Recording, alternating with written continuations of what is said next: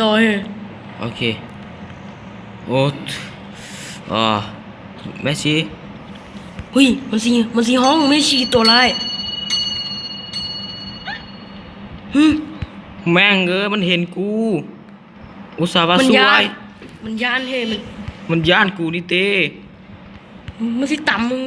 มันสิเติมมึงเอาบอกกูสิได้ละออกเด้อมันมาแล้วมึงห้ามตามกูมึงตามกูมึงตายเลยอุ้ยขึ้นไปคอมึงกูออกไปนะเอากูออกไปบ่ได้โอ้คลิปนี้ขอจบเพียงเท่านี้เด้อมื้อหน้าจะมาลิ้นใหม่นี่ขอพักผ่อนก่อนนั่นน้ำมื้อหน้าจะออกเลยนี่โอ้ย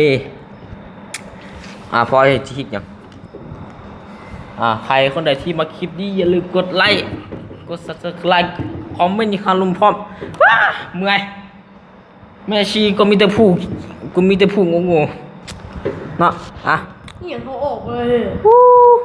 อาเจนก็เบลลี่มองไหนก็มูฮู้แล้วเฮ้ยเขาเมื่อยเขาไม่ขอ